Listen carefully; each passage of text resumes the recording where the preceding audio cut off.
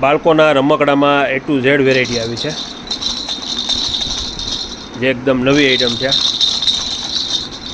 આમાં ડિઝાઇન પણ અલગ અલગ છે. ભાવ ખાલી 110 રૂપિયા. પ્લાસ્ટિકની આઈટમ છે. એમાં આ એક છે, ડિઝાઇન 3 થી 4 છે અને કલર પણ 3 થી 4 છે, 110 રૂપિયામાં. પછી GCBમાં એક સરસ આઈટમ આવી છે, જે 250 150 રૂપિયામાં પ્લાસ્ટિકનું આવશે. ટ્રેક્ટરમાં એક નવી આઈટમ આવી છે, 350 રૂપિયાનું ટ્રેક્ટર, હેવી ક્વોલિટી.